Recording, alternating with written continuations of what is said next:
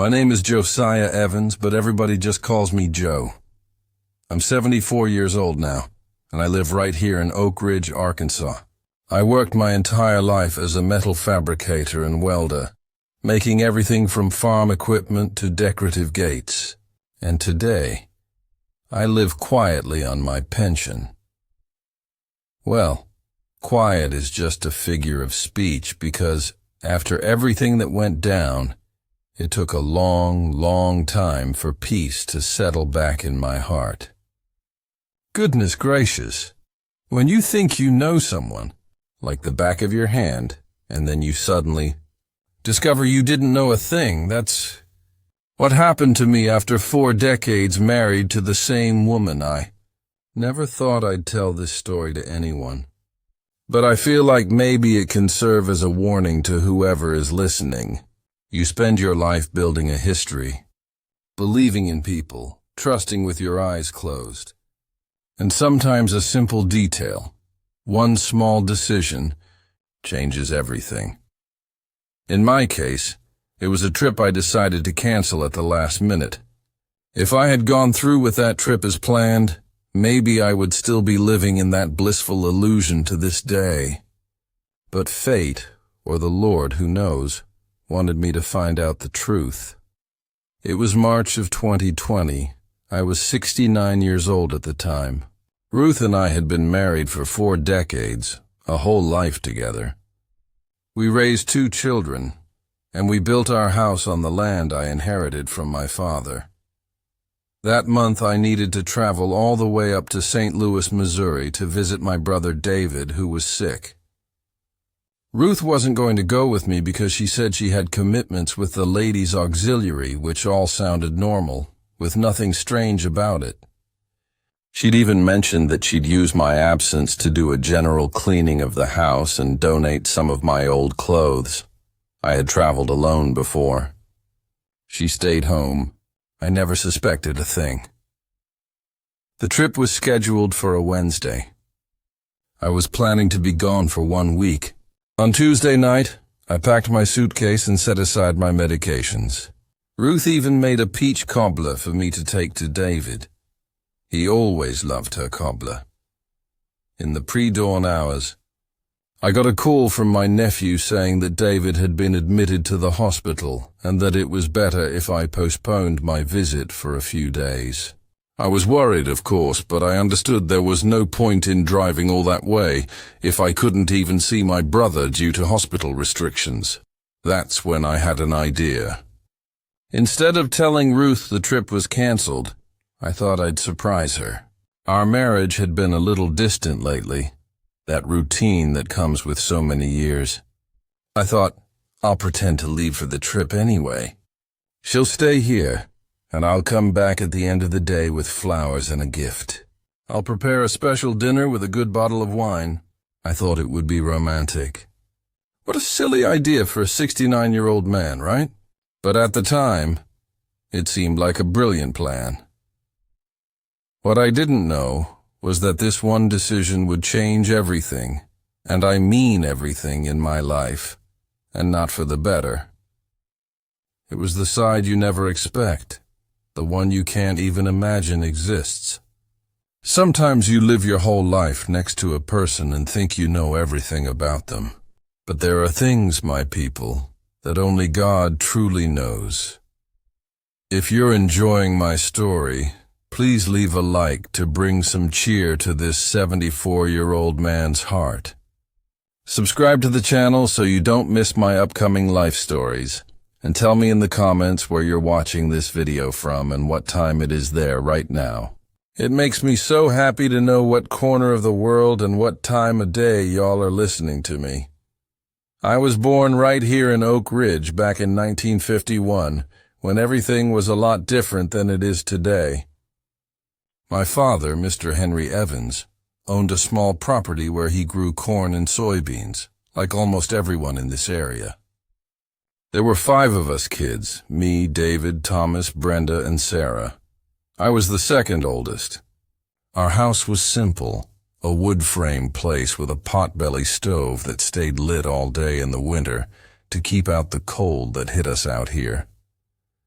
Lord, was it cold? Frost would cover everything early in the morning, and we'd head out with numb feet to help with the chores. Life wasn't easy, but it was good.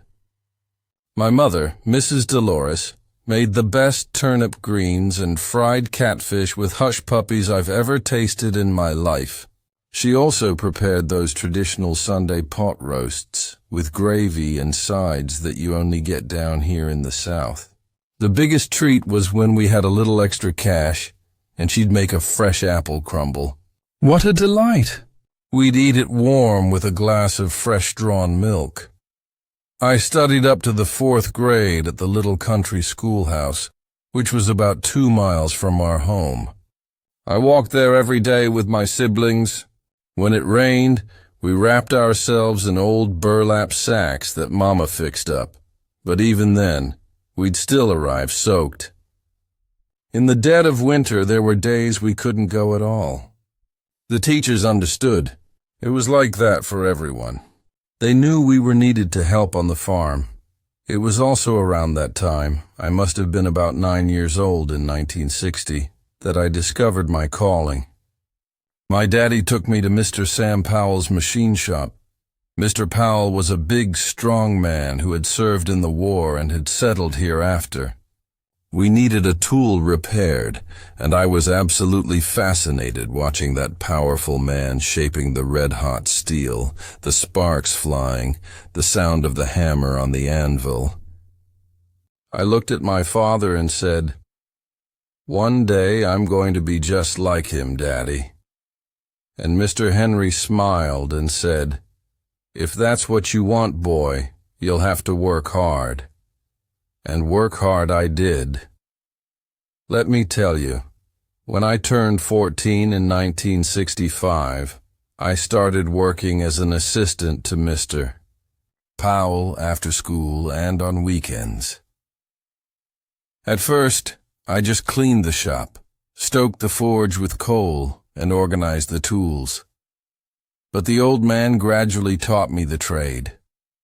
He didn't have any sons, only 2 girls, and I think he saw in me someone to pass his knowledge on to.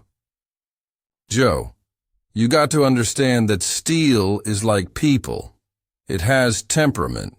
There are times when it's more pliable and times when it's harder. You have to know the exact moment to work with it," he would say in his gruff voice. I remember during the Oak Ridge County Fair, Mr. Powell always invited me to dinner at his house. The table would be loaded with barbecue ribs, mac and cheese, turnip greens, sweet tea, and different kinds of homemade pies. His wife, Mrs. Helen, treated me like a son. In 1968, when I was 17, we had a terrible flood around here. The big Osage Creek overflowed, and a lot of folks lost everything. Our house, thankfully, was on higher ground, but Mr. Powell's shop was completely underwater. I spent 2 weeks helping him salvage what we could. Many tools rusted. The furnace had to be rebuilt. It was a sad time, but it was also when he told me, "Joe, you ain't an apprentice anymore. You're my partner." That was one of the happiest days of my life. By the time I was 18 in 1969, I had learned just about everything Mr. Powell could teach me. I started making my own pieces, knives, farm implements, decorative hinges, and people in the county started looking for me directly. "I want the Evans boy to do it," they'd say. That made Mr. Powell proud, not jealous. "That's how it ought to be," he'd say. It was also around that time that farming around here started changing, demanding specific tools, and we began to specialize in that. We adapted implements, created solutions for the farmers here. Sometimes a farmer would come in with a hand-drawn sketch, just an idea, and we would transform it into something real and functional. It wasn't all work, of course. On weekends, we'd gather to play checkers at the community center, drink coffee during the talk sessions, or dance at the church socials. I wasn't one of the big party goers. I was always more reserved, but I liked being with my friends, sharing stories and laughing. In those days, without television or all the modern things we have now, fun was simple, but it was genuine. In 1970, when I was 19, I experienced my first great sadness. Mr. Powell suffered a stroke while working at the forge. I was right beside him when it happened. I saw him stumble, drop the hammer, and clutch his chest. I ran to help him and called for help, but by the time the ambulance arrived, there was nothing they could do. I lost not just a mentor, but a second father. Mrs. Helen called me after the funeral and said, "Joe, Sam wanted you to have the shop. It was his dream to see you carry on the work." She offered to sell me his share in payments at my own pace. It was a huge responsibility to take on the business alone at just 19 years old. But I couldn't let Mr. Powell's legacy die, and so I became the owner of the only fabrication shop in Oak Ridge, still just a young man with his whole life ahead of him. My father supported my decision. He could already see that I wasn't cut out for farm work, like my brothers David and Thomas. They followed his path with the crops. My sisters Brenda and Sarah married young, 2 farmers' sons in the area. I was the different one in the family, the one who had chosen another direction. But Mr. Henry would tell me, "Every man's got to follow what his heart tells him, son, and your heart was always hot, like the fire in that forge." It was in 1972, at 21 years old, that I met Ruth.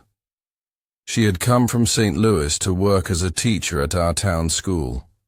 At that time, Oak Ridge was growing. Families were settling in, and more teachers were needed. Ruth came to teach elementary school. She was a beautiful young woman with long, dark hair, brown eyes, and a soft way of speaking that caught my attention the first day I saw her. I remember it like it was yesterday. She walked into my shop carrying a small metal handbell they used at the school to call the students. The bell had cracked, and she wanted to know if I could fix it. "Are you the welder?" she asked, looking a little surprised that I was so young. "Yes, ma'am, that's me, Joe," I answered. "You don't have to call me sir. I ain't that old," I joked, and she let out a laugh that warmed my heart. I repaired the bell carefully, and when she came back to pick it up, I invited her to grab some coffee at Ray's Diner, which was right there on the corner. It was the gathering spot for everyone in Oak Ridge. They served the best coffee in the county, with lemon pound cake, hot biscuits, and gravy. She accepted, and that was the first of many conversations we had. Ruth was different from the girls around here. She had studied in the big city. She was educated. She talked about books and things that I, with my simple schooling, barely knew. But she never made me feel less for it. On the contrary, she was interested in my work, asking how I made each piece, wanting to know Mr. Powell's story and how I had learned the trade. We started dating that April, and at first it was complicated. Her parents back in St. Louis didn't like the idea of their educated daughter going out with a welder from a small town. But Ruth was always determined. "They'll have to accept it because I chose you," she'd tell me. And over time, when they got to know me better, her folks finally gave in. They saw that even though I didn't have a lot of formal education, I was hard-working and honest. Our courtship lasted 2 years. They were good times of discovery and dreams. We walked hand in hand through the town and went to community dances. We participated in the traditional festivals, like the county fair, where there were rodeo events, typical music, and plenty of cold beer. At the school's Christmas pageants where she taught, I always helped set up the props, and everyone already knew we were a couple. In 1974, at 23 years old, I asked Ruth to marry me. I bought a simple ring, the best my money could afford at the time, and took her to the Fountain Park, a pretty little place near Oak Ridge. It was autumn. The leaves were all yellow, the weather was crisp, but the sun was warm. I knelt right there by the fountain and asked her to be my wife.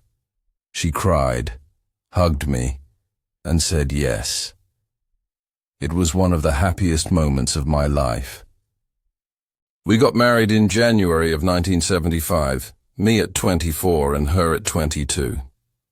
It was a simple ceremony at the First Baptist Church, following our tradition. Afterward, we had a reception at the community center with pulled pork, barbecue ribs, potato salad, and that cold beer that couldn't be missed. A local country band played, and we danced all night. Our honeymoon was in Nashville, Tennessee. Just 3 days because I couldn't keep the shop closed for too long. We started our life together in a small rental house near the shop. It wasn't much, but it was our little corner. Ruth continued teaching, and I worked harder and harder. Oak Ridge was growing. More farm equipment needed maintenance. People were building more houses that needed gates, railings, and hardware. The work never stopped, thank the Lord. In 1977, when I was 26, we managed to buy our first piece of land. It was a good-sized lot in what is now the center of Oak Ridge, but at the time it was still considered a bit out of the way. We built slowly. First, a shed that served as the workshop, then the house itself. Every single brick of that house I carried with my own 2 hands after a full day at the forge. Ruth pitched in too, painting, organizing, transforming that place into our home. It was a time of hard work, but also of great unity. We had a common dream, to build a stable life, have our children, and be happy with what the Lord gave us. At night, after an exhausting day, we would sit on the porch, sip coffee, look at the stars, and plan our future. Ruth would talk about her students, and I would tell her about the orders I'd received. And so we lived, one day at a time. In 1978, at 27 years old, I got a proposal to expand my business. A manufacturer of agricultural implements in St. Louis wanted me to supply them with specific parts in larger quantities. It was a big step. It meant hiring assistants and buying more equipment. I talked a lot with Ruth about it. She, always the more educated one, helped me run the numbers and calculate the risks. "If this is what you want, Joe, I support you," she told me. And just like that, I went from being a small-town welder to a small-time businessman. I hired 2 helpers, young men from the community who wanted to learn the trade, just as I had. I expanded the shed and invested in new tools. The work doubled, the fatigue doubled, but the satisfaction of watching the business grow compensated for everything. Ruth sometimes joked, "I'm jealous of your shop, Joe. You spend more time with it than you do with me." In 1979, at 28, we had our first great joy. We found out Ruth was pregnant. We had been trying for a while, and when the doctor confirmed it, it was a celebration. She continued teaching until her 6th month and then took a leave of absence. We prepared everything with so much care. I made the crib myself, all out of pecan wood with wrought iron details. Ruth knitted clothes, sewed blankets, and organized the nursery. Our first child, Marcus, was born in May of 1980, when I was 29. A strong, healthy boy with rosy cheeks like the apples we grew in the orchard behind our house. I remember his first cry, the emotion of holding that tiny being in my calloused hands. "You take good care of him," Ruth said, exhausted but happy in the hospital bed in St. Louis, where we had to go because there was no proper maternity ward in Oak Ridge at the time. Life changed completely with Marcus's arrival. Ruth took some time off work to care for him, and I bent over backwards at the shop to make up for the lost income, but I never complained. Every smile from my son, every discovery he made was worth all the effort. I'd come home tired, but always had the energy to play with him, bathe him, and tell him stories. Ruth said I was an indulgent father, and I was. You better believe it. 3 years later, in 1983, when I was 32, came our second joy. Ruth was pregnant again. This time it was calmer. We already had experience. We knew what to expect. Marcus, at 3 years old, didn't quite understand what having a little brother or sister meant, but we prepared him little by little. "You're going to be the big brother. You'll have to look out for them and teach them," I explained. He felt so proud. In January of 1984, our daughter Maya was born. If Marcus was my spitting image, Maya was the portrait of her mother. The same eyes, the same smile, a little princess who completed our family. The house that once seemed spacious now felt small with the children growing up. Toys scattered everywhere, laughter filling every corner. It was a mess, but a mess of happiness. The 1980s were years of stability for us.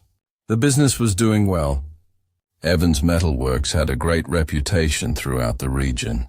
Sometimes we'd get orders all the way from Atlanta, Georgia, for specialized pieces that only I knew how to do just right. Ruth went back to teaching when Maya turned 2, and we found a trustworthy woman, Mrs. Delia, who looked after the kids while we were working. It was a simple life, but a full one. At least that's what I believed back then. The 1990s arrived, and with them came a lot of changes in the country. But our life in Oak Ridge continued at a quiet and stable pace. In 1990, at 39, the shop was a consolidated business. I had 5 employees, all trained by me, and we started manufacturing decorative gates that were being sold even outside the state. Marcus, at 10 years old, already liked staying with me in the workshop after school, slowly learning the way I had learned from Mr. Powell. Maya, at 6, was more attached to Ruth, always with books and notebooks, with an intelligence that impressed her teachers. Ruth was promoted to principal of the elementary school in 1992, when I was 41. It was a recognition of the dedicated work she had always done as a teacher. I was proud of her, of our life together, of what we had built. Our house was fully finished now, with a beautiful garden that Ruth tended on the weekends and an orchard in the back with figs, plums, and even a grapevine that gave us enough to make homemade wine. Nothing too fancy, but comfortable, cozy, and ours. Traditions remained strong in our family. On Sundays, the house was filled with visits from my siblings and their children. I grilled meat on a stone barbecue pit I built just for that, while the women prepared the potato salad, the rolls, and that southern rice and beans that only we know how to make right. The children played in the yard, and we, the adults, drank coffee, talked about life, and recounted old stories that the kids already knew by heart, but always asked to hear again. In 1995, When I was 44, a big flood hit our area, worse than the one in '68. The big Osage Creek rose so high that it flooded parts of the town that had never been affected before. Our house, thankfully, was safe, but the shop, which was lower down, was flooded. We lost machines, materials, and finished jobs waiting for delivery. It was a tough blow, but the community rallied together. The employees, the neighbors, everyone helped with the cleanup and recovery. That's when I saw the value of having built good relationships over the years. Ruth was tireless during that period. She organized fundraisers at the school, secured donations, and worked hard, juggling her job and helping me rebuild the business. The kids did their part, too. Marcus, at 15, worked beside me like a grown man, and Maya, at 11, helped her mother with the donation lists and whatever else was needed. That tragedy, as difficult as it was, ended up bringing our family even closer. In 1996, we managed not only to recover what we had lost, but to improve it. I built the shop on higher ground. We expanded the space and bought more modern equipment. The business grew so much that I needed to hire 2 more employees. I didn't work at the forge as much as I used to. I had become more of an administrator, but I still made sure to grab the hammer every once in a while, especially when a more delicate or artistic job came up. That was what I liked the most. Time kept passing, and the children kept growing. Marcus finished high school in 1998 when I was 47 and decided he wanted to stay in the metal industry. "Dad, I want to study mechanical engineering," he told me. It was such a great source of pride. My father had barely been able to give me an elementary education, and I was able to send my son to college in Atlanta. Maya was still in high school but already showed an interest in literature and history, taking after her mother. As we crossed into the year 2000 at 49, our life seemed perfect. Ruth and I celebrated our 25th wedding anniversary and had a beautiful party to renew our vows. She looked gorgeous that day in a light blue dress that brought out her eyes. Our children, relatives, and friends we had made over the years were all there to celebrate with us. I remember looking around during the party and thinking, we did it. Everything we dreamed of so long ago is right here. In 2002, when I was 51, Marcus graduated and came back to Oak Ridge. He had received offers to work for big companies in Atlanta, but he chose to come back and work with me. "I want to modernize the company, Dad. There's a lot I learned that can help us grow even more," he told me with that enthusiasm of a young, freshly graduated man. And that's what we did. His engineering knowledge, combined with my practical experience, gave the business a new boost. Maya, on the other hand, chose a different path. In 2003, at 19, she passed the entrance exam to study literature at the University of St. Louis. She commuted back and forth every day by bus. It was exhausting, but she didn't want to leave home. "I prefer the peace of Oak Ridge to the hustle and bustle of the big city," she'd say. Ruth helped her with college assignments, reviewed her essays, and discussed the books Maya had to read. It was beautiful to see the two of them together, so similar in the way they spoke and thought. Our routine at the time was quiet. I left early for the shop, which we now called Evans Metal Works and Fabrication. Ruth left for the school, and the children left for their respective commitments. We met in the evening for dinner, always together at the table, talking about how the day had been. On weekends, sometimes we'd go fishing at Mr. Roberto's pond, a neighbor who had a nice property with a place to fish. Other times, we'd drive up to St. Louis to see a movie or have dinner out for a change. In 2006, when I was 55, Maya graduated and started teaching English at the same school where her mother was principal. It was another reason to be proud, to see my daughter following in Ruth's footsteps with the same dedication and the same affection for her students. Ruth, who was 53 then, was already talking about retiring in the next few years, and the idea was that Maya could eventually take over the principal position as well. That same year, Marcus, at 26, met Nicole, a girl from Springfield, Missouri, who had come to work at the bank here in Oak Ridge. They started dating, and we soon saw it was serious. He always brought her to Sunday dinners, and she integrated well into the family. She liked to help in the kitchen. She learned to make the local dishes he liked. She got along well with Ruth and Maya. In 2008, they got married. A beautiful party at the community center, just like ours had been decades ago. Life continued its natural course. In 2010, at 59, I became a grandfather for the first time. Nicole gave birth to Clara, a beautiful little girl who was the spitting image of Marcus when he was a baby. The following year came Ethan. They were the joy of our house. Ruth melted around the grandkids. She granted them every whim. I'd joke, "Are you spoiling those children, woman?" But deep down I was the same way. I had made a dollhouse all out of wood and metal for Clara, and a rocking horse for Ethan.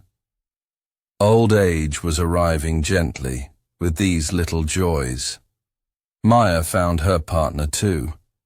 In 2012, when I was 61, she started dating Aaron, a math teacher who came from Baton Rouge, Louisiana, to teach in Oak Ridge. He was a serious, studious young man from a good family. At first, I found him too reserved, different from our outgoing way down here in the South. But over time, I saw that he was a good man who truly loved my daughter. They got married in 2014, a smaller ceremony than Marcus's, but just as moving. Ruth retired in 2015 when I was 64. After more than 40 years dedicated to education in Oak Ridge, they threw her a surprise party at the school with former students, some of whom now had children who had also been her students. It was very moving to see the impact she had made on so many people's lives. I was very proud of my wife, the partner I had chosen for life. As for me, I had already passed most of the administration of the metalworks to Marcus, but I still went there almost every day. I can't sit still, I'd say. I like talking to the old customers, giving advice here and there, seeing the business that started so small now employing almost 20 people. It was a satisfaction, a feeling of a job well done. Our days were calmer. Ruth now dedicated herself to the garden, reading, and the grandkids, who came to spend the afternoons with us. I had more time to fish, to meet my friends at the Veterans Club, where we played cards and reminisced about the old days. Sometimes we traveled to see places we had never had time to visit before. We went to Nashville, Savannah. We even made it to New Orleans on a tour organized by the club. It was a good phase, harvesting what we had sown over so many years. The years remained quiet until 2018, when I was 67. It was in that year that I began to notice some subtle changes in Ruth. Small things, nothing that made me suspect anything serious. But strange enough to catch my attention, she, who had always been a homebody, started going out more. At first they were normal activities. A quilting group with friends on Tuesdays, volunteering at the church on Thursdays, a book club on Saturdays. It all seemed legitimate, and I even thought it was good that she was having her own activities in retirement. "It's good that you've got your things, Ruth," I'd tell her. "After so many years working, you deserve to enjoy yourself." And she would smile, kiss me on the forehead and say, It's good to have things to keep the mind busy. Joe, you can't just sit around waiting for time to pass. But little by little, things started to pop up that didn't quite add up. Once, she said she was going to the book club, and when I mentioned it the next day to Mrs. Gloria, our neighbor who also participated in the group, she seemed confused. But there was no meeting yesterday, Mr. Joe. It was canceled because Miss Teresa, who was supposed to present the book, got sick. When I asked Ruth about it, she changed the subject. She said, "I must have misunderstood the day." Another time, she came home with a beautiful new dress, different from the style she usually wore. When I complimented her, she seemed a little uneasy, as if she didn't want to draw attention to it. "Oh, the ladies at the church convinced me to buy it. They said it was on sale," she explained, quickly putting the dress away at the back of the closet. I also noticed that she started taking more care of her appearance. It's not that she was careless before, but now she went to the salon more often. She started coloring her hair more frequently. She bought new creams. "Well, now I have time to take better care of myself," she justified when I commented. By the end of 2018, Ruth started keeping a cell phone constantly nearby. Before, she barely used the device. She'd leave it lying around any corner of the house. Sometimes she didn't even answer when it rang. Now the phone was always with her. She even took it to the bathroom when she showered. One night, I woke up in the middle of the night, and she wasn't in bed. I found her in the dark kitchen sending messages to someone. When I asked her what she was doing, she startled. She almost dropped the phone. "Oh, Joe, you scared me. It's Maya. She has insomnia, and we're texting."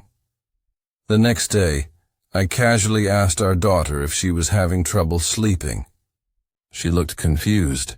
"No, Daddy, I'm sleeping like a log. Why?" I didn't tell her about her mother's late-night conversation. I didn't want to cause trouble or seem like a paranoid old man.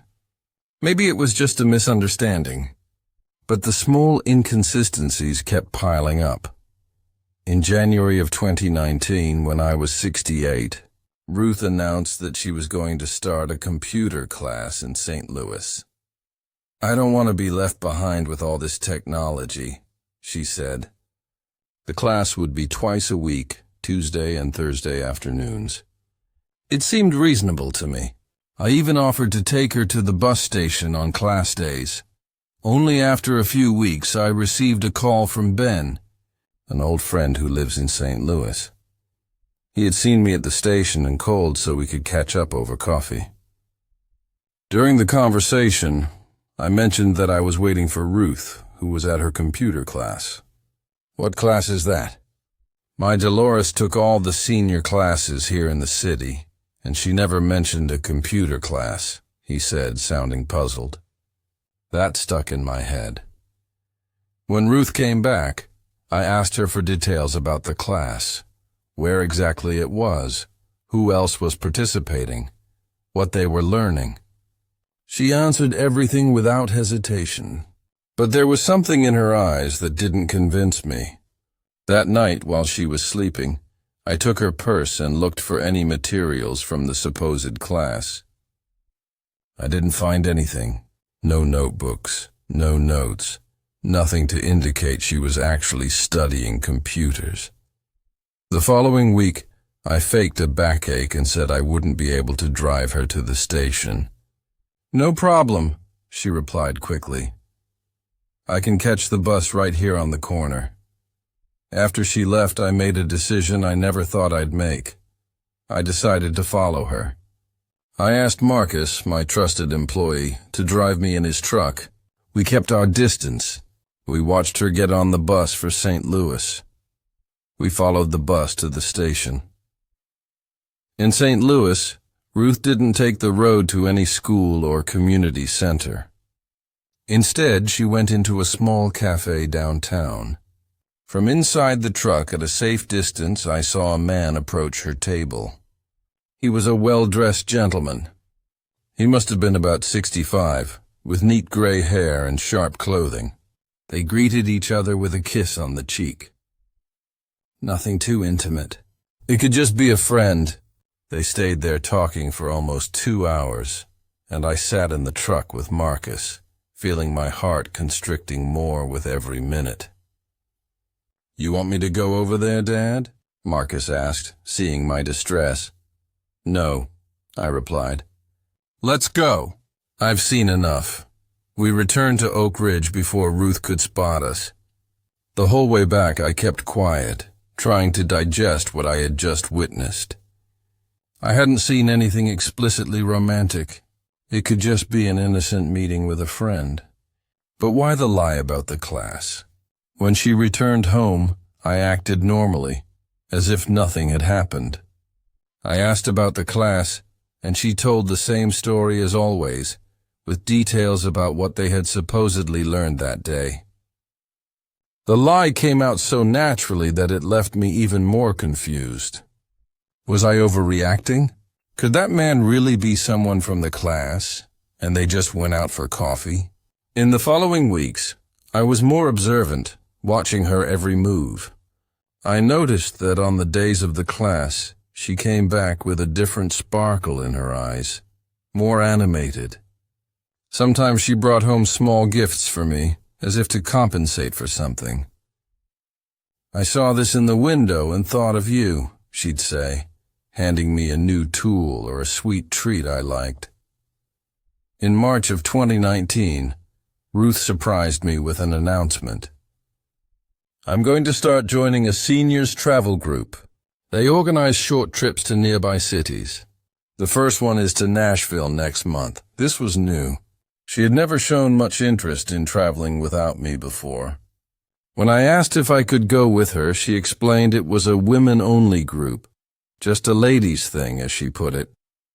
The trip to Nashville lasted 3 days. We talked on the phone a couple of times. She sent photos of the tourist spots. Everything seemed normal, but when she came back, I noticed she had a new necklace, a delicate piece that wasn't in the photos she had sent me. "The ladies in the group bought it for me," she explained when I spotted the jewelry. The following month, May of 2019, came another travel announcement, this time to Savannah, Georgia, for a festival. Again, it was with the women's group. This time, I asked for the organizer's contact information. I wanted to be sure she was okay. Ruth was visibly uncomfortable with my request, but she ended up giving me a name and a number. I called, and a very friendly lady confirmed the existence of the group and the trip. Later, I found out she was a friend of Ruth's, who had agreed to confirm the story in case I called. The trips with the group became regular, one every 2 or 3 months. After each return, Ruth seemed more distant, as if a part of her had been left somewhere else. Our relationship, which had always been close despite the years, began to cool. We talked less, rarely went out together, and even our intimacy had diminished considerably. In September of 2019, I accidentally found a credit card statement of hers. There were charges at a hotel in Jackson, Mississippi on a weekend when she was supposed to be at home. I confronted her with this, and she said it was a mistake by the credit card company, that she had already called to correct it. I accepted the explanation, more out of convenience than actually believing it. By the end of 2019, our son Marcus noticed the change between us. "Is everything all right between you two?" he asked me one day when we were alone at the shop. I lied. I said yes. It was just the weariness of old age. I didn't want to involve the children in my suspicions, especially since I wasn't certain of anything. They were just hints, strange behaviors, nothing concrete. Christmas that year was strange. We were all gathered, us, the children, the grandchildren, but there was a tension in the air that had never existed before. Ruth was physically present, but her mind seemed far away. She grabbed her phone at every moment, smiling at the screen as if she had a private secret. Our children exchanged worried glances, sensing that something was wrong between their parents. I entered 2020 with a heavy heart, an uncertainty that gnawed at me from within. In February, when we celebrated 45 years of marriage, I thought about giving her a surprise, an attempt to reignite what seemed to be fading. I bought flowers, booked a restaurant in St. Louis, and planned everything carefully. Ruth seemed genuinely touched, and for a few hours it was like the old days. She took my hand across the table, looked into my eyes, and said, "It was 45 wonderful years, Joe." The use of the past tense did not escape me, and I felt a pang in my chest. It was then, in March of 2020, that the story of the trip to visit my brother David in St. Louis came up. He really was sick with heart problems, and I really had planned to go see him. Ruth, as was her habit lately, said she wouldn't go with me, that she had commitments in Oak Ridge. I didn't question it. I was already used to her refusals.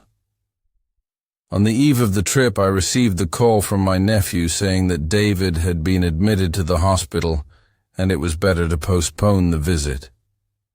That's when I had the idea that would change everything. Pretend I had gone anyway and come back the same day to surprise Ruth. Part of me genuinely wanted to make a romantic gesture, to save our marriage. But another part, the one that had been accumulating suspicions for months, wanted to finally discover the truth. And so I came to that fateful day, the decision to fake a trip to find out what was going on with my 45-year marriage. Little did I know that the truth would be much more painful than all my suspicions.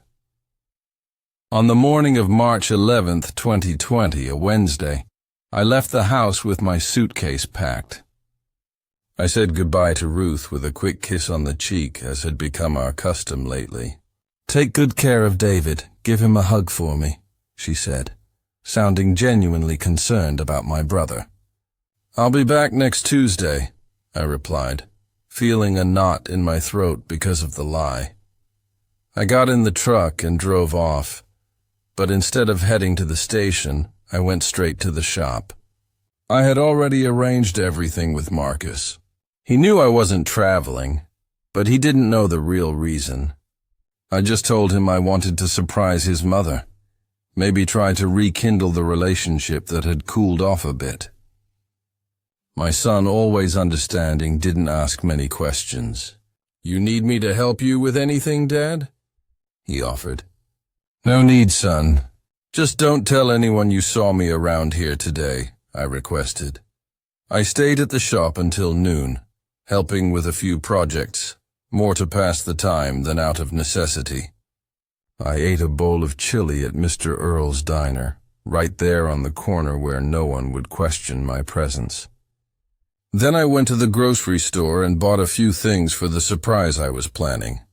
A dry red wine that Ruth liked, ingredients for a slow-cooked jambalaya I had recently learned to prepare, and a bouquet of flowers I ordered at Mrs. Loretta's flower shop. Around 3 out in the afternoon, I went back home. I parked the truck a block away so as not to make a sound. With my heart pounding, I opened the back gate using my key, trying to be quiet. I still remember the feeling of the March sun on my back, the smell of jasmine from our garden, the song of the mockingbirds in the field next door, details that were etched into my memory of a moment that would change my life forever. The house was silent. I called out softly, "Ruth?" No answer. Her car wasn't in the garage, which I thought was odd. She rarely went out on Wednesdays. That was when she watched her old soap operas on the rerun channel. I put the groceries in the kitchen and went to the bedroom. The bed was made. Everything was in order. In the bathroom, I noticed that some of her creams and makeup were not in their usual spot. I went back to the living room, confused. Tal vez huba ido al mercado visitara a una amiga. I decided to wait. I sat on the couch and turned on the television, but I couldn't concentrate on anything. The minutes passed slowly. Roar 5 sure 6 roar. The sun began to set, and still Ruth hadn't arrived. I started to worry. What if something had happened to her? I picked up the phone and called her cell phone. It went straight to voicemail. I called Maya. Honey, do you know where your mother is? She sounded surprised. I thought you were traveling, Dad. Mom didn't say anything about going out today. No, I made up an excuse. I said I had called home to check in and no one answered. I called a few of Ruth's friends, but no one knew where she was. Or at least that's what they said. Now thinking back, some of them seemed evasive, uncomfortable with my questions. At the time, I chalked it up to my own anxiety. At 8 of that night, I decided to go to the sheriff's office. Oak Ridge is a small town. Everyone knows everyone. Officer Miller, who was on duty, was an acquaintance of mine from way back. Calm down, Mr. Joe, he told me after hearing my story. Mrs. Evans is a responsible woman. She must have a good reason to be out. It hasn't even been 24 hours. We can't file a missing person report yet. I went home even more distressed. The night was long. I couldn't sleep. I sat in the living room armchair, watching the door, waiting to hear the sound of her car arriving. Nothing. The day broke, and I was still alone. I called her cell phone again, but it was still off. I was about to go back to the sheriff's office when I remembered something. Her checkbook. Ruth always kept a small notepad with the checkbook where she wrote down appointments and phone numbers. I went to the drawer where she usually kept those things. The notepad was there. I started flipping through it, looking for anything that might indicate where she could be. On the page for the current week, I found one notation for Wednesday. Art. Just that. No other information. Who could this art be? I kept flipping through, and on several previous dates, I found the same notation. Always art. Always on days when she said she had commitments outside the house. That's when I remembered the man I had seen with her at the cafe in St. Louis months before. Could he be this art? I went back to the front pages, looking for more clues. On the back cover of the notepad, I found a phone number written in pencil with no name. With trembling hands, I dialed the number on the home phone. He answered on the third ring, a deep, male voice. Hello. I stayed silent, not knowing what to say. Hello, who is this? The voice insisted. I hung up. My heart was pounding so hard I could hear it in my ears. That voice seemed to confirm my worst suspicions. I needed to do something. I couldn't just stay there waiting. I called Marcus, my trusted employee, and asked him to drive me to St. Louis. We're going to check all the hotels in the city, I told him, without going into detail about what was happening. We spent the whole morning going from hotel to hotel in St. Louis. At each front desk, I showed a picture of Ruth. I asked if she was staying there. In some places, I noticed looks of recognition, but everyone denied having any record of her. It was at the 10th hotel, a discreet establishment on the north side of the city, that I got the first concrete clue. The receptionist, a young girl, hesitated when she saw the photo. Did she check in as Ruth Evans? She asked, consulting the computer. Yes, I replied, feeling a knot in my stomach. No, we don't have anyone with that name, she said after a few seconds. But her gaze gave something away. Please, I insisted. She's my wife. I'm worried. If you know anything, tell me. The girl looked around as if checking that she wasn't being observed. There is a lady who looks like her, but she's registered as Ruth Baker.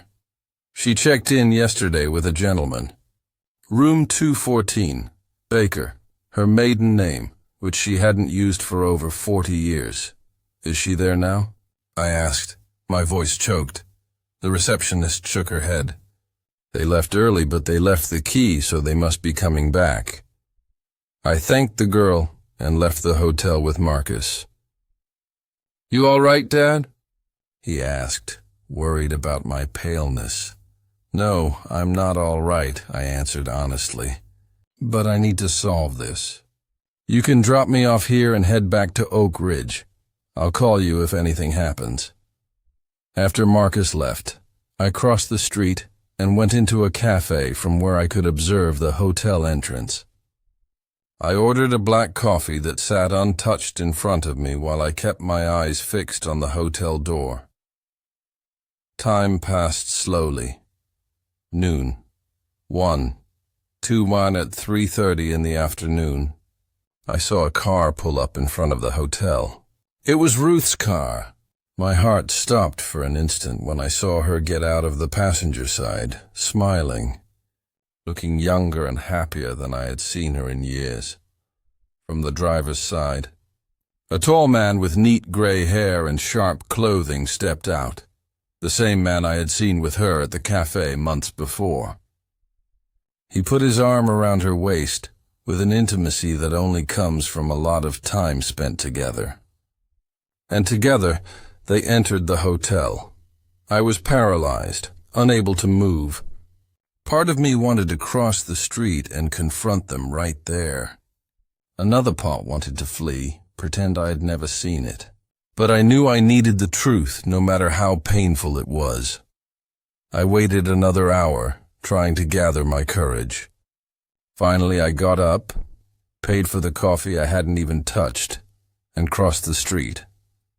At the front desk, the same girl from before gave me a look of understanding. I didn't need to say anything. She just nodded, indicating that the couple was still in the room. I climbed the stairs slowly, each step feeling heavier than the last. I reached the second floor, found room 214, and stopped in front of the door, my heart pounding so hard I thought they might hear it on the other side. I raised my hand to knock, but then I heard her voice. My wife of 45 years, laughing in a way I hadn't heard in ages. Arthur, you are impossible, she said between bursts of laughter. Arthur, so that was the man's name. The art in the notepad.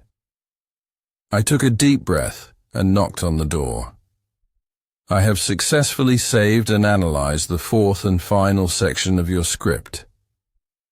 This conclusion delivers the agonizing climax of the confrontation, the devastating revelation that the wife had symbolically killed the protagonist, the subsequent divorce, and the long dignified path to healing and self-forgiveness. The style is flawlessly maintained, blending emotional recounting with life lessons, and a warm, conversational sign-off. I will now complete the rewrite for Josiah Evans, maintaining the renamed characters, style, and plot exactly as requested. The voices on the other side immediately fell silent.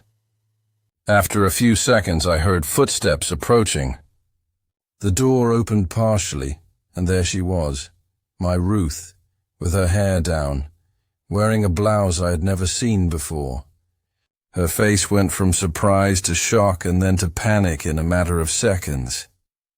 "Joe," she exclaimed, her voice barely a whisper. "What? How? Weren't you in St. Louis? Can I come in?" I asked, my voice calmer than I expected.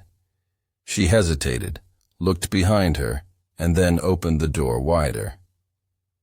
I walked into the room and saw the man, Arthur Blackwood, standing near the window, clearly uncomfortable. He was a very presentable man. He must have been about 70, dressed in a blue button-down shirt and dark pants. "So this is it?" I said, looking from one to the other. All this time, all these trips, these classes, it was all a lie? Ruth started to cry. Joe, I can explain. No need, I interrupted. I think it's pretty clear what's going on here. Arthur took a step forward.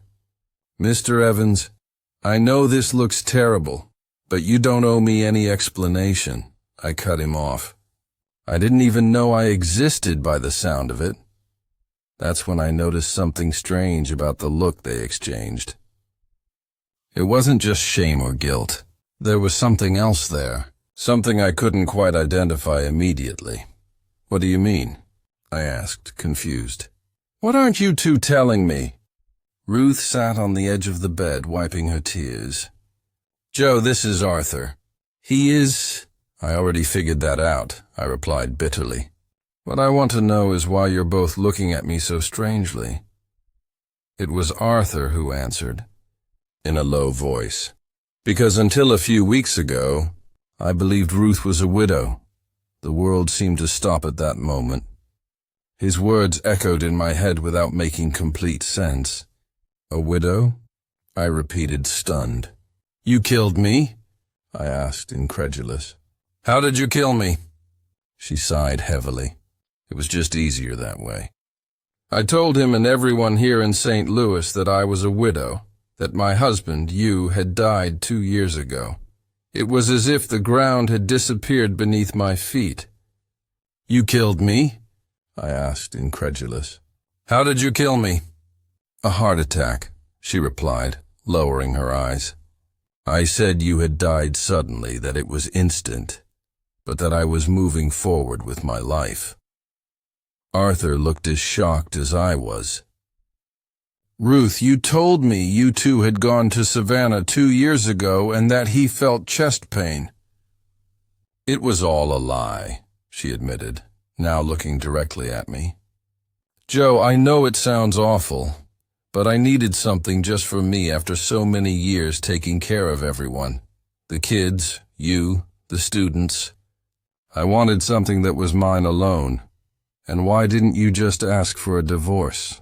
I asked, my voice trembling with emotion. Why this macabre farce of killing me in your imagination? She laughed then, a humorless laugh. A divorce in Oak Ridge? Everyone would judge me. Talk behind my back. The children would be devastated. The reputation I built my whole life all thrown away. It was easier to have 2 separate lives. Here in St. Louis, I was Ruth Miller, a respectable widow who found new love. In Oak Ridge, I remained Mrs. Ruth Evans, the dedicated wife of Joe from the metal works. The coldness with which she explained it all left me speechless. I no longer recognized the woman in front of me. Where was the young teacher I had fallen in love with? The mother of my children? The partner of so many decades? Arthur looked genuinely mortified. Mr. Evans, I swear I didn't know. If I had known you were alive, that you were still married, I never would have gotten involved with Ruth. I believed him. The man seemed honest in his despair. He too had been deceived in a way. How long have you two been together? I asked. 2.5 years, he answered after a pause.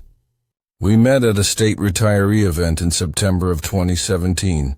The dates checked out. That was right around the time I started noticing the first changes in Ruth's behavior. And you see each other how often? I continued, wanting to understand the extent of this betrayal. At first, once or twice a month, Arthur said. Then it became more frequent. Ruth said she needed to come to St. Louis for retirement-related business, or for classes, meetings with former colleagues. All the trips then? I stated. Yes, Ruth confirmed. When I said I was going to Nashville or New Orleans with a group of friends, I was actually going with Arthur.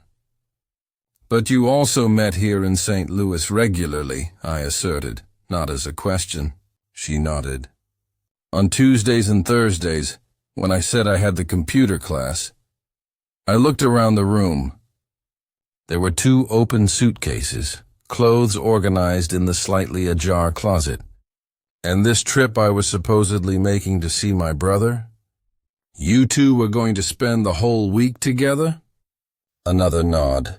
Yes, we had planned it long ago. Something still didn't make sense. And our children? Do they know about this double life you're leading? Of course not, she replied, horrified. They think I'm doing all those activities I told you about. Classes, book clubs, trips with friends. And your friends here in St. Louis? Do they all think you're a widow? Yes, the few people I know here believe that. I looked at Arthur. And your family, your friends? He looked uncomfortable. My wife passed away 6 years ago. I have 2 adult children who live in Atlanta. They met Ruth last year. They believed she was a widow just like I did. The situation was so absurd that I almost laughed. So you have a whole life here. People who know you as the widow Ruth Miller, while in Oak Ridge, you're still Mrs. Ruth Evans, the welder's wife. She didn't answer. She just lowered her eyes. Why, Ruth? I asked, my voice cracking. Why didn't you just end things with me if you didn't love me anymore? Why all the lies? She looked up, and I saw something I had never seen in her eyes before. A cold calculation. Because this way, I had the best of both worlds, Joe. In Oak Ridge, I had the respect of the community, the comfort of our home, the closeness to the children and grandchildren. Here in St. Louis, I had the excitement of a new relationship, the freedom to be someone else without the weight of 45 years of history. Those words hit me like a punch to the gut. And me? What was I in this whole equation? You were part of my life in Oak Ridge, the father of my children, the grandfather of my grandchildren. I didn't want to hurt you. That's why I never said anything. You didn't want to hurt me, I repeated, incredulous. You killed me in your imagination, Ruth. You wiped me out of existence. How was that not going to hurt me when I found out? I never thought you would find out, she admitted. And that perhaps was the only genuine truth she spoke that day. I left that hotel in St. Louis a different man. I didn't say anything else. I simply turned around and walked away, leaving Ruth and Arthur with their secrets and lies. I took a bus back to Oak Ridge, looking out the window without really seeing the passing landscape. 45 years of marriage, a whole life built together, and it had all been a farce, at least for the last few years. When I got home, Ruth still hadn't returned. I packed some clothes in a suitcase, grabbed important documents, and left. I couldn't sleep under the same roof where so many lies had been told. I went to Marcus's house and he received me, startled, unable to understand what was going on with his father. What happened, Dad? Where's Mom? He asked, worried. I sat him down and told him everything. It was one of the hardest conversations of my life. I saw the disbelief in his eyes, then the anger, the sadness. It can't be true, he kept repeating. Mom wouldn't do that. The next day, Maya came over too. They both wanted to hear their mother's side, of course. But I had proof. The notepad with the notations. The testimony from the hotel receptionist. Even Marcus, who had accompanied me during the search. When Ruth finally returned to Oak Ridge and came looking for the children, they already knew everything. It was a terrible period. The family I had built with so much love was shattered. Ruth tried to explain, to justify, but there was no explanation that could make sense of such an elaborate, cruel betrayal. It wasn't just a matter of infidelity. It was a complete denial of my existence. I decided to get a divorce. At 69 years old, I found myself alone, having to start over. The first few months were the hardest. I rented a small house near the metalworks. I immersed myself in work. The children stood by me, but it was complicated for them too. After all, no matter how terrible what Ruth did was, she was still their mother. The news spread quickly through Oak Ridge. In a small town, there's no hiding something like that. I felt the pitying glances. I heard the whispers when I passed by. To many, I was the poor soul, old Joe, who had been tricked by his wife. That hurt almost as much as the betrayal itself.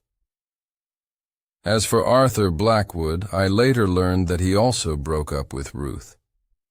From what I was told, he was as shocked as I was to discover the extent of her lies.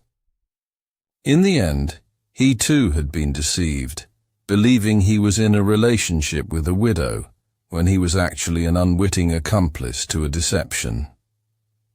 Ruth ended up moving to St. Louis after the divorce, selling her share of the house and buying an apartment there. The children keep in touch with her, but things were never the same. Family celebrations, Sunday dinners, all that came to an end. We only see each other on unavoidable occasions, like the grandchildren's graduations or important birthdays. Time went by, and the pain, though it never completely disappeared, became more bearable. I learned to live alone, to find pleasure in the small things. I started fishing more, meeting friends at the club, and spending time with my grandchildren when they came to visit. Today, 5 years after that terrible day, I can say I survived. I'm 74 years old, with a few more wrinkles and a few less dreams, but I'm still going. The shop, now officially Evans Metalworks & Son, continues to prosper under Marcus's administration. I still go there almost every day, more to chat and keep busy than to actually work. I never got romantically involved with anyone again. Not for lack of opportunity. Surprisingly, there are several widows or divorcees in Oak Ridge who wouldn't mind keeping the old welder company. But something in me closed up after that experience. I prefer the simplicity of my current routine, without complications, without expectations that could be disappointed. The hardest lesson I learned in all this is that sometimes you think you know someone completely. But we never truly know what's going on in another person's heart and mind. 45 years beside Ruth, and I never imagined she was capable of something like that. I never suspected the depth of her dissatisfaction, the void she felt and needed to fill with another life, another identity. I also learned about forgiveness. Not necessarily forgiving Ruth, but forgiving myself. For a long time I blamed myself. What did I do wrong? At what point did I fail as a husband that she needed to invent my death and create another life? It took me time to understand that we are not always responsible for the choices of others. Some people simply change. Their desires change, and nothing we do can prevent that. Old age brings wisdom, but it also brings the awareness that time is too short to live in bitterness. That's why I chose to move forward. I haven't forgotten. I don't pretend it didn't happen, but I won't allow that betrayal to define who I am or how I live the rest of my days. My children and grandchildren are my joy now. Marcus follows in my footsteps in the business, while Maya continues her work as a teacher. Clara is already 15, a smart young lady who wants to be an engineer like her daddy. Ethan at 14 shows interest in metalwork. He's always asking me to teach him how to work with metal. Who knows, maybe he'll be the third generation of Evanses in the trade. If there's one thing I'd like to say to anyone listening to me, it's this: value the truth. As painful as it may be, the truth sets you free. Living a lie, even a comfortable one, is like building a house on sand. At some point, everything will collapse. Be honest with yourselves and with those you love. If you're not happy, If you want change, talk about it. Look for solutions together. Don't create parallel lives. Don't symbolically kill someone who has stood by you for so many years. And also remember that it's never too late to start over. At 69, I had to relearn how to live alone after nearly half a century of marriage. It was incredibly difficult. There were days I thought I wouldn't make it. But here I am, 5 years later, still standing, still smiling, still finding reasons to be thankful for every new day. Life is full of surprises. Some good, some not so good. The important thing is how we face them, what we learn, and how we keep going. Nobody goes through this world without scars. But those marks are what tell our story, what show how strong we are, and how capable we are of overcoming things. If this story warmed your heart or made you think a little, please leave a like to brighten this 74-year-old man's day. Subscribe to the channel now, my dear, so you don't miss the next stories I'll tell with all my love. And tell me one little thing in the comments. Where are you watching this video from? And what time is it there right now? Have you faced a big disappointment in life, and how did you manage to move forward? This grandpa is very happy to know who is on the other side listening to me, and at what moment of your day you took a little time to hear me.